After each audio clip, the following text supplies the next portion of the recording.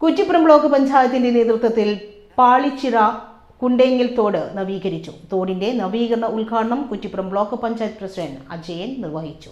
Kuttippuram block പഞ്ചായത്തിന്റെ 2025-26 വാർഷിക പദ്ധതിയിൽ നിന്നും 5 ലക്ഷം രൂപ വകയിരുത്തിയാണ് പാളിച്ചിറ കുണ്ടേങ്ങൽ തോട് നവീകരിച്ചത്.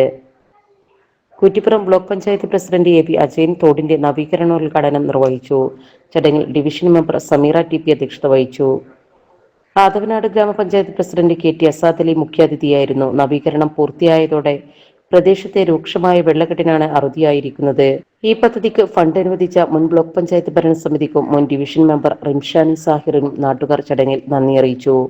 നാട്ടുകാർക്ക് കൂടുതൽ ആശ്വാസമേകി പാളിച്ചിറ കുണ്ടേങ്ങൽ തോടിന്റെ 2ാം ഘട്ട നവീകരണത്തിനുള്ള ഫണ്ടും ബ്ലോക്ക് പഞ്ചായത്ത് പ്രസിഡന്റ് ചടങ്ങിൽ വെച്ച് അനുവദിച്ചു.